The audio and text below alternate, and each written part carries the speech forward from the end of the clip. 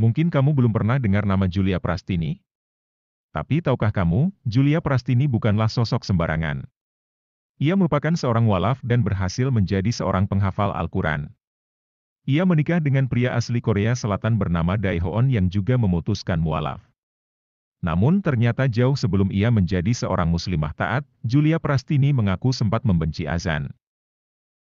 Julia yang asli keturunan Tionghoa itu telah menjalani pendidikan di pesantren tidak lama sejak memutuskan menjadi mualaf.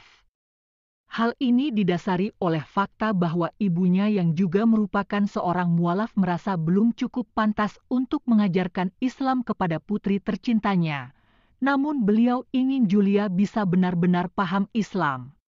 Akhirnya berdasarkan saran seorang ustadz, Julia dimasukkan ke sebuah pondok pesantren.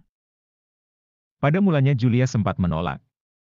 Namun demi menyenangkan hati ibundanya sebagai bentuk berbakti kepada orang tua, Julia pun menurut.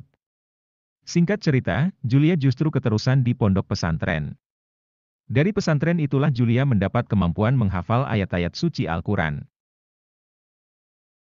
Salah satu pertanyaan dilemparkan kepada Julia mengenai pandangannya terhadap Islam saat ia masih belum menjadi seorang mualaf. Secara mengejutkan, Julia pun memberikan pengakuan bahwa ia tidak suka mendengar azan.